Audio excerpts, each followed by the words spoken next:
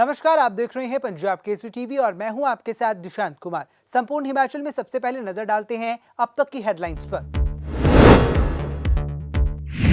BJP प्रत्याशी खुशहाल ठाकुर ने शुरू किया प्रचार, कहा पर्यटन व बागवानी के मुद्दे को देंगे प्रमुखता, कांग्रेस पर लगाए कई गंभीर आरोप। उपचुनाव को लेकर बीजेपी मुख्य प्रदेश प्रवक्ता रणधीर शर्मा ने संभाला मोर्चा, कांग्रेस पर लगाए परिवारवाद के आरोप, किया जीत का दावा। शिमला मंडी नेशनल हाईवे 205 पर बनेगा वैली ब्रिज, 90% ब्रिज का काम हुआ पूरा, जल्द हाईवे होगा बहाल।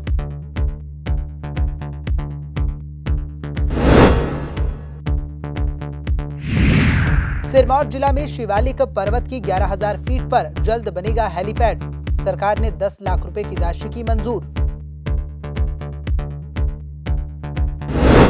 अब खबरें विस्तार से। मंडी उपचुनावों को लेकर जहां एक और नॉमिनेशन की प्रक्रिया पूरी हो गई है, तो वहीं बीजेपी उम्मीदवार रिटायर ब्रिगेडियर खुशहाल ठाकुर ने भी कांग्रेस पर तंज कसना शुरू कर दिया है। आपको बता दें कि इस दौरान उन्होंने केंद्र सरकार के समक्ष पर्यटन व बागवानी के मुद्दे को प्रमुखता से उठाने का भी दावा किया है। मंडी लोकसभा क्षेत्र से उपचुनाव को लेकर जहां नॉमिनेशन की प्रक्रिया पूरी हो गई है, तो वहीं अब प्रत्याशी भी अपने अपने क्षेत्र में जाकर प्रचार में जुट गए हैं। ऐसे में जगह जगह छोटी जनसभाओं का आयोजन भी किया जा रहा है। मंडी संसदीय क्षेत्र पर बीजेपी ने सेवानिवृत्त ब्रिगेडियर खुशहाल ठाकुर को चुनावी मैदान में उतारा है। ऐसे में बीजेपी कार्यकर्ताओं के साथ भी चुनावी बैठकों का दौर शुरू हो गया है। मंडी संसदीय इलाके से भाजपा के उम्मीदवार ब्रिगेडियर खुशहाल ठाकुर ने कहा कि वह केंद्र सरकार के समक्ष हिमाचल के पर्यटन व बागवानी के मुद्दे को प्रमुखता से रखेंगे। ब्रिगेडियर खुशहाल ठाकुर ने नगवाई में जनता को संबोधित करते हुए कहा कि भाजपा ने लोकसभा चुनावों के लिए पहले से ही काफी तैयारियां कर रखी हैं। हालांकि अभी समय कुछ कम है, लेकिन वह हर जगह पर जाकर जनता के साथ संपर्क करेंगे। खुशहाल ठाकुर का कहना है कि हिमाचल प्रदेश में बागवानी क्षेत्र में अभी भी समस्याएं हैं। वहीं पर्यटन के लिए भी मंडी संसदीय क्षेत्र में सरकार के द्वारा काफी काम किए जा रहे हैं। ऐसे में बागवानी व पर्यटन के मुद्दे को लेकर केंद्र सरकार के समक्ष भी चर्चा करेंगे। नहीं, स्वाभाविक है कि समय बहुत कम था, लेकिन भारतीय जनता पार्टी की जो तैयारी थी वो काफ़ी समय से थी। बूथ लेवल से लेकर ऊपर तक जो थे हम पूरी तरह से तैयार थे। हाँ, अभी थोड़ा समय कम है, खास करके कैंडिडेट को जाने के लिए, लेकिन हम पूरी कोशिश करेंगे सब इलाकों में जितना हो सके, संभव हो सके, हम वहाँ पे पहुँचेंगे। आप जानते हैं कि भौगोलिक स्थिति के हिसाब से जो हमारा सबसे मुश्किल जो है ये पार्लियामेंट्री कंस्टिट्यूंसीज है, जोग्राफिकल एरिया से। लाहौल की अलग प्रॉब्लम्स हैं, ट्राइबल्स के अलग, पहाड़ी क्षेत्रों के अलग है, मैदानियों के अलग है, जहाँ फल फ्रूट्स होते हैं, एप्पल्स होते हैं, वहाँ की प्रॉब्लम है। तो मिल बैठ के देखेंगे कि किस तरह से, जैसे आपने देखा कि हमारी मंडियों की कमी है, स्टोरेज, कोल्ड स्टोरेज की कमी है, उत्पादन कहाँ ले जाएं, कैसे किसानों का बेहतरी करें। तो एक तो वो हम देखेंगे। दूसरा, हिमाचल में अपार संभावनाएं हैं टूरिज़्म की, जिसको कि जैसे कि अभी हम मंडी में काशी धाम बना रहे हैं, जगह जगह हम हेलीपैड्स बना रहे हैं, इंटरनेशनल डेस्टिनेशन जैसे बल में एयरपोर्ट बना रहे हैं। इस तरह बड़ी केंद्र से क्या क्या जो चीज़ें हैं जो एज एक सांसद के रूप में मैं ला सकता हूँ। और किस तरह से रोज़गार, ये बहुत बड़ी प्रॉब्लम है कोरोना के बाद रोज़गार। तो रोज़गार तभी होंगे जब बड़ी बड़ी स्कीमें आएंगी, बड़ी बड़ी 4 लेन्स आएंगी, रेलवेज आएंगे, इंटरनेशनल्स आएगा, टूरिज़्म आएगा और बहुत बहुत इंडस्ट्रीज़ आएगी उत्पाद के हिसाब से कि कौन चीज़ कहाँ हो सकती है। जैसे आज लाहौल में आलू है, तो इसलिए ये एक चैलेंज है। तो मैं पूरी तरह से तैयार हूँ कि सबसे मिलके, प्रदेश सरकार से मिलके, केंद्र की सरकार से मिलके ज़रूर इन बातों को उठाऊंगा। नहीं, आप भारतीय जनता पार्टी की एक प्रक्रिया है और इसमें परिवारवाद नहीं चलता। और आपने देखा और भी प्रत्याशी थे, शायद मुझसे भी मजबूत थे, और अब उन्होंने कोई प्रोसेसिंग अपनी की है, कोई सिस्टम है उसको करने के लिए। और मैं शुक्रगुजार हूँ प्रधानमंत्री जी का, भारतीय जनता पार्टी का, हमारे जगत प्रकाश नड्डा जी का, हमारे माननीय मुख्यमंत्री जी का, और हमारे सुरेश कश्यप जी जो हमारे प्रदेशाध्यक्ष हैं, और पूरी जनता का जिन्होंने मुझे ये आशीर्वाद दिया है। मैं तो सिर्फ इतनी कोशिश करूँगा कि जो विश्वास मुझ पर किया है मैं उस पर खरा उतरूँ। ब्रिगेडियर खुशहाल ठाकुर ने कहा कि केंद्र व प्रदेश सरकार की नीतियों से आज आम जनता खुश है। प्रदेश सरकार के द्वारा भी छोटे से छोटे ग्रामीण इलाकों में विकास कार्य को तरजीह दी जा रही है, जिसका फायदा पार्टी को मंडी लोकसभा उपचुनाव में होगा। ब्रिगेडियर खुशहाल ठाकुर ने कहा कि अब जल्द ही बूथ स्तर पर भी कार्यकर्ताओं के साथ बैठक की जाएगी और पार्टी की नीतियों का प्रचार प्रसार भी ग्रामीण स्तर पर किया जाएगा, ताकि लोकसभा उपचुनाव में बीजेपी को जनता का अधिक से अधिक बहुमत मिल सके। पार्टी ने प्रचार प्रसार तेज कर दिया है। अब देखने वाली बात ये होगी कि जनता किसके सिर जीत का ताज सजाती है। पंजाब केसरी टीवी के लिए मंडी से सीमा शर्मा की रिपोर्ट। भारतीय जनता पार्टी के मुख्य प्रदेश प्रवक्ता रणधीर शर्मा ने मंडी में मोर्चा संभाल लिया है। इस दौरान उन्होंने पत्रकार वार्ता कर कांग्रेस पर कई तरह के गंभीर आरोप लगाए। वहीं उन्होंने उपचुनावों के लिए कांग्रेस के उम्मीदवारों को परिवारवाद को लेकर तंज कसा। हिमाचल प्रदेश में उपचुनावों को लेकर सरगर्मियां तेज हो गई हैं, जिसके चलते भाजपा के मुख्य प्रदेश प्रवक्ता रणधीर शर्मा ने मंडी में मोर्चा संभाल लिया है। इस मौके पर रणधीर शर्मा ने कांग्रेस को जमकर घेरा। उन्होंने कहा कि इस चुनाव में कांग्रेस जनता की भावनाओं को भड़काकर श्रद्धांजलि के नाम पर वोट मांग रही है। कांग्रेस परिवारवाद को बढ़ावा दे रही है और उपचुनाव में भी कांग्रेस ने 3 उम्मीदवारों को टिकट देकर परिवारवाद की परंपरा को बढ़ाने का काम किया है, जबकि भाजपा परिवार को बढ़ाने के बजाय परिवारवाद को नकारते हैं। उन्होंने कहा कि प्रतिभा सिंह 2 बार सांसद रही, लेकिन उन्होंने मंच से सिर्फ पूर्व मुख्यमंत्री स्वर्गीय वीरभद्र सिंह के नाम पर वोट मांगे। कांग्रेस पार्टी के नेताओं पर है कि वो इस चुनाव में लोगों की, जनता की भावनाओं को भड़काकर वोट लेना चाहे। वो श्रद्धांजलि के नाम पर वोट मांग रहे हैं। अपने कार्यकाल में किए हुए कामों को नहीं गिना रहे। उदाहरण तक मंडी लोकसभा से कांग्रेस पार्टी की प्रत्याशी रानी प्रतिभा सिंह 2 बार सांसद रही,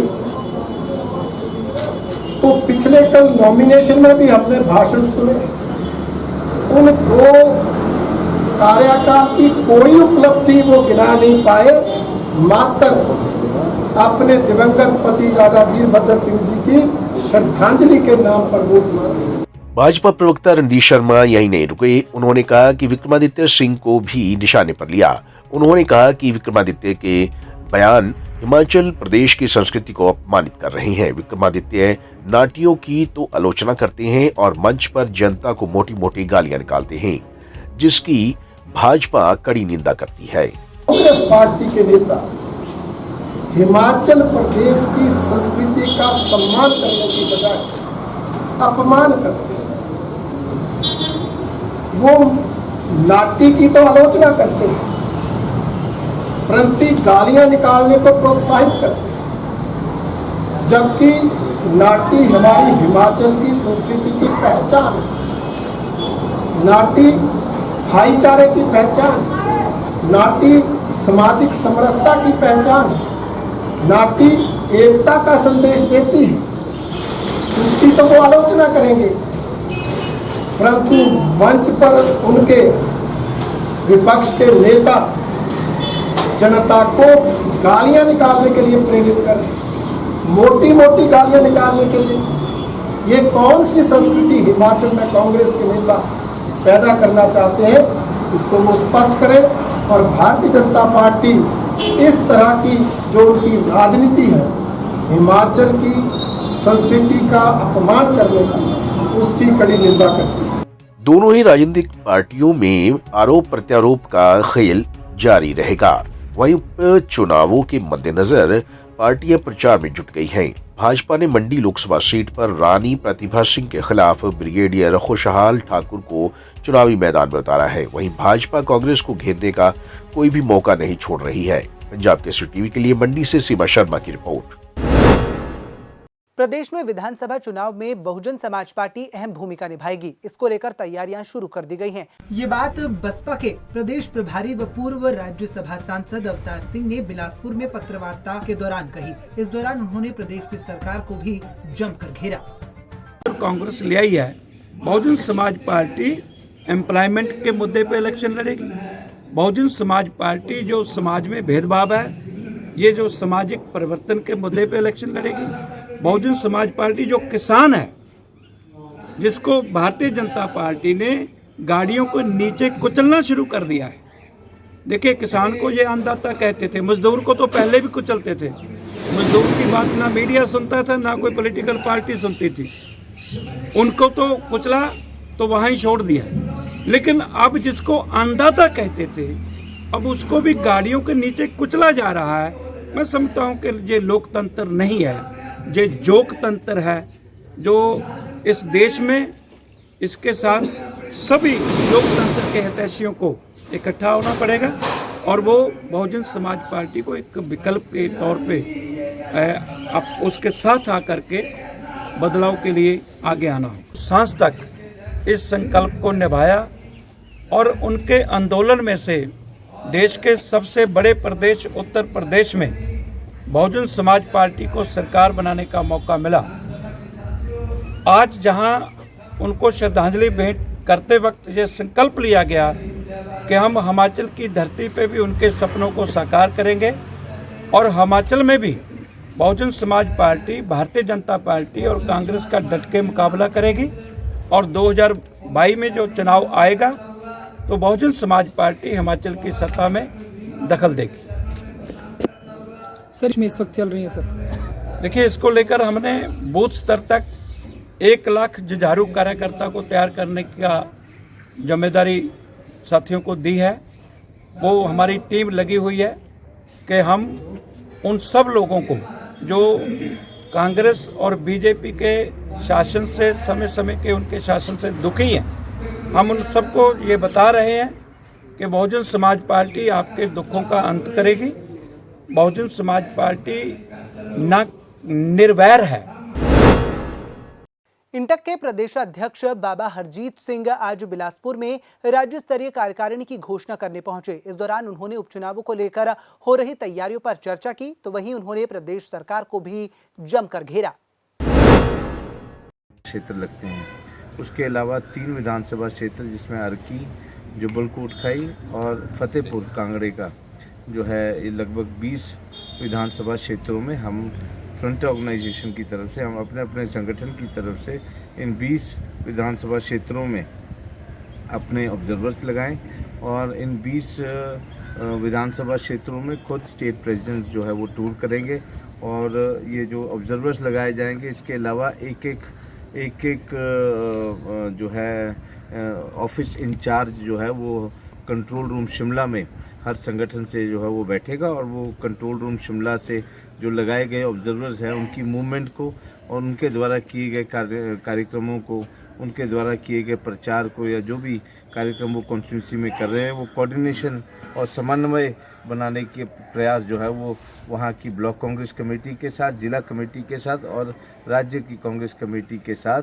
रिपोर्ट जो है वो करें। लोग अपनी प्रदेश इंटक की कार्यकारिणी का जो है वो गठन करें।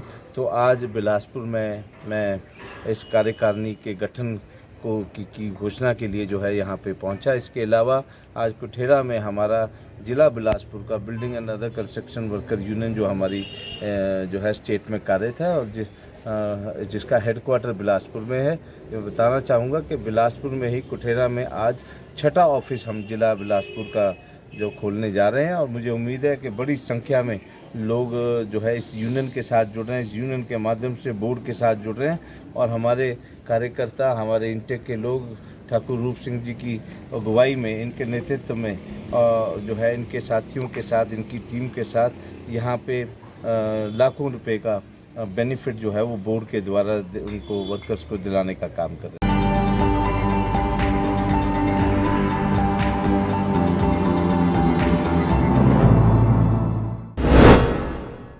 जिला कुल्लू के साथ लगते बाशिंग स्थित एचआरटीसी की वर्कशॉप में आज कर्मचारियों द्वारा मीटिंग का आयोजन किया गया। इस दौरान उन्होंने प्रशासन व सरकार से अपनी मांगों को जल्द पूरा करने की मांग की, तो वहीं इस दौरान उन्होंने प्रशासन पर समय पर वेतन न देने के आरोप भी लगाए, तो वहीं अपनी मांगों को पूरा न होने पर आंदोलन की चेतावनी भी दी। जो हमसे टकराएगा चूर चूर हो जाएगा। आपको बता दें कि जिला कुल्लू के मुख्यालय के साथ लगते बाशिंग स्थित एचआरटीसी की वर्कशॉप में कर्मचारियों ने गेट मीटिंग की। परिवहन कर्मचारी कर्मचारी संयुक्त समन्वय समिति के बैनर तले की गई इस मीटिंग में कुल्लू यूनिट में कार्यरत सभी कर्मचारी संगठन के प्रतिनिधियों ने एक स्वर में कहा कि राज्य स्तरीय परिवहन कर्मचारी संयुक्त समन्वय समिति द्वारा कर्मचारियों की मांगे पूरी न होने के कारण 18 अक्टूबर 2021 को जो हड़ताल का निर्णय लिया गया है उसको वह पुरजोर समर्थन करते हैं और एचआरटीसी कुल्लू यूनिट के सभी कर्मचारी इस आंदोलन में शामिल होंगे। गेट मीटिंग के माध्यम से निगम प्रबंधन को चेतावनी देते हुए कर्मचारियों ने उनकी मांगों को तुरंत पूरा करने की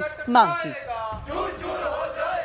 मैं आज इस गेट मीटिंग का जो यहाँ हम गेट मीटिंग करने आए हैं, ये हमने ये पिछले 1 तारीख से जन जागरण अभियान चलाया हुआ है। परिवहन का कर्मचारी पिछले 2 महीनों से संघर्ष कर रहा है।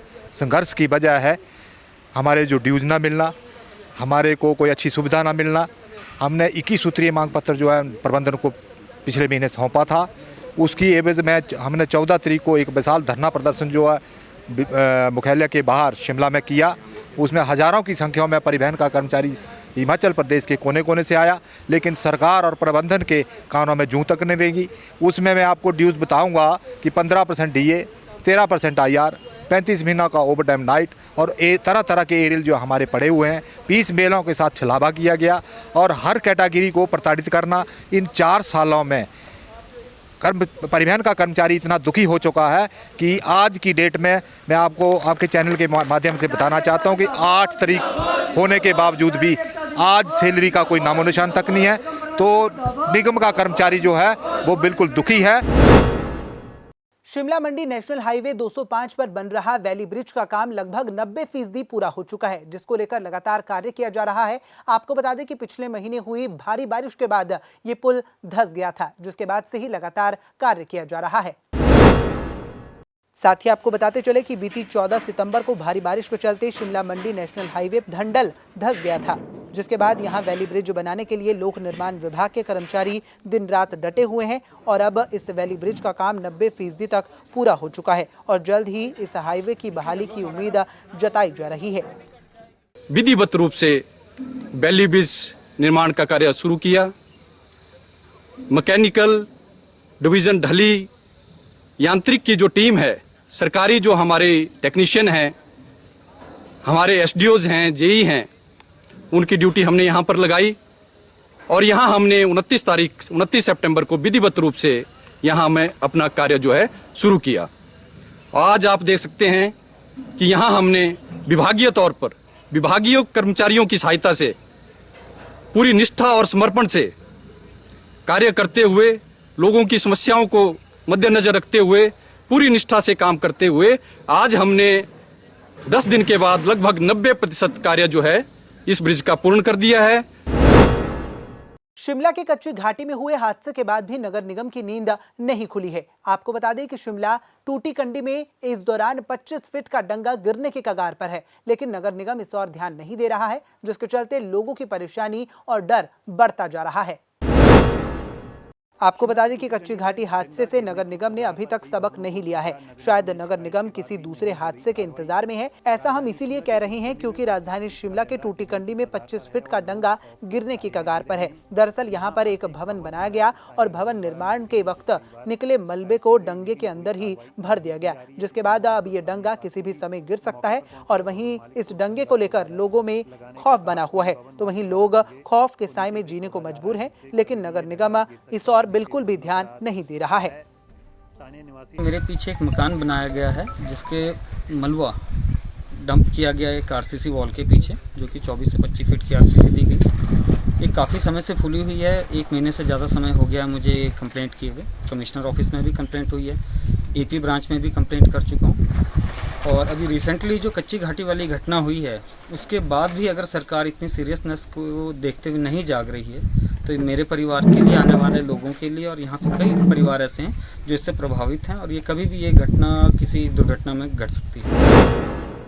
सिरमौर जिला के शिवालिक पर्वत के 11,000 फीट की ऊंचाई पर स्थित चूड़धार चोटी पर जल्द ही हेलीपैड का निर्माण होगा। आपको बता दें कि सरकार द्वारा इसके लिए 10 लाख रुपए की राशि मुहैया करवा दी गई है। सिरमौर जिले में शिवालिक पर्वत की 11,965 फीट की ऊंचाई पर स्थित चूड़धार चोटी पर जल्द ही हेलीपैड का निर्माण होगा, जिसके लिए सरकार ने 10 लाख रुपए की राशि भी मंजूर की है। लेकिन हेलीपैड का निर्माण फॉरेस्ट क्लियरेंस के बाद ही शुरू हो सकेगा। इसके लिए औपचारिकताएं पूरी की जा रही हैं। आपको बता दें कि चूड़धार चोटी पर निरीक्षण के बाद हेलीपैड के लिए कालाबाग में जगह निश्चित की गई है। 10 लाख के अलावा बकाया राशि फॉरेस्ट क्लियरेंस के बाद ही मंजूर होगी। इस मामले में संगड़ा के बीडीसी अध्यक्ष मेला राम शर्मा ने बताया कि धार्मिक स्थल होने के कारण चूड़धार लाखों श्रद्धालु की आस्था का केंद्र बिंदु है। वहीं पर्यटन की दृष्टि से यहां पर अपार संभावनाएं छिपी हैं।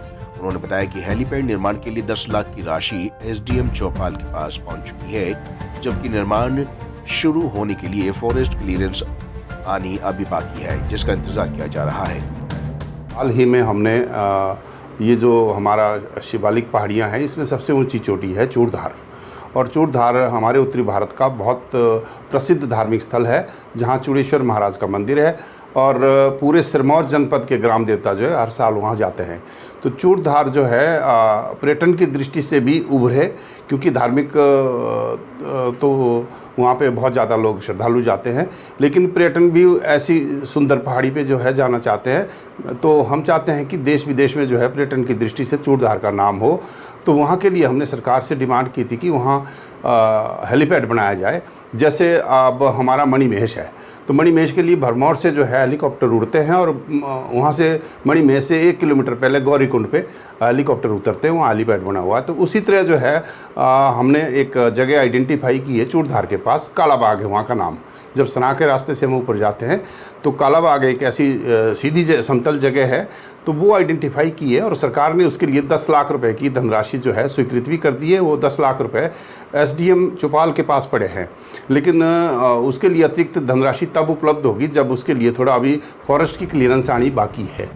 अगर चूड़धार चोटी पर हेलीपैड का निर्माण होता है तो भविष्य में यहाँ मणिमहेश की तर्ज पर हेली सेवाएं भी शुरू की जा सकती है। साथ ही आपातकालीन स्थिति में रेस्क्यू करने में भी बहुत बड़ी मदद मिल सकती है।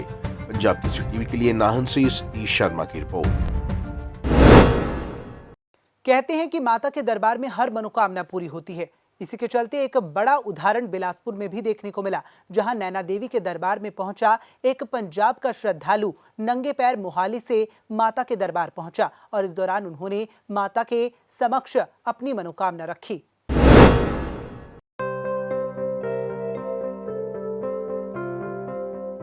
मनोकामना बस थोड़ा धुंधला दिखता थी, माता की मेहरबानी है। मेरा बच्चा ही छोटा जा भतीजी मेरे ਉਹਦੇ ਅੱਖਾਂ में पानी आंदा थी, बस सुख मंगी तो ठीक हो गई थी। ऐसे करके मैं भी थोड़ा सुख मंगन आएगी इस चीज़ की, थोड़ा अखा रोशन ठीक हो जाए, बस माता और कुछ नहीं चाहती।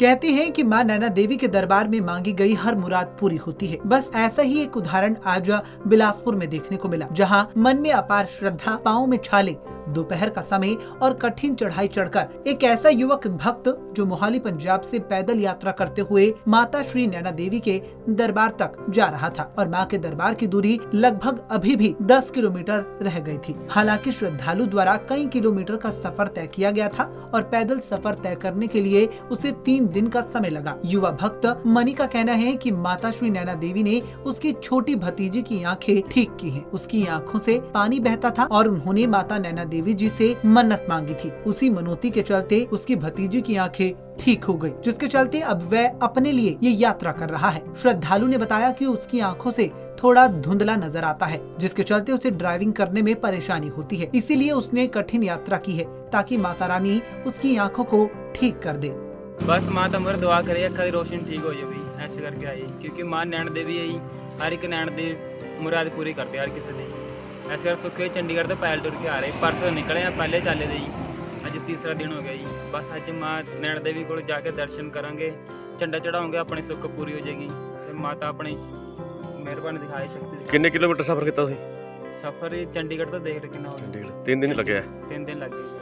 भक्तों की भगवान के प्रति अपार श्रद्धा और मां का चमत्कार भक्तों को अपने दरबार खींच ही लाता है। वहीं श्रद्धालु ने कहा कि जो चाहे हो जाए, उसके पाँव में छाले पड़ जाए या फिर पाँव टूट जाए, लेकिन उसके इरादे अटल हैं और वह माता के दरबार में झंडा चढ़ाकर वहां से वापस लौटेंगे और घर जाने के लिए भी पैदल ही सफर करेंगे। इस दौरान वे किसी भी बस या गाड़ी से नहीं जाएंगे। कहते हैं कि माता के दरबार में हर किसी की मनोकामनाएं पूरी होती हैं। इसी के चलते इस श्रद्धालु ने भी कठिन सफर तय कर माता के दरबार पहुंचकर झंडा चढ़ाने का निर्णय लिया है और इनको अपूर्व विश्वास है कि माता रानी इनकी मनोकामनाओं को जरूर पूरा करेगी। पंजाब केसरी टीवी के लिए बिलासपुर से सुभाष ठाकुर की रिपोर्ट।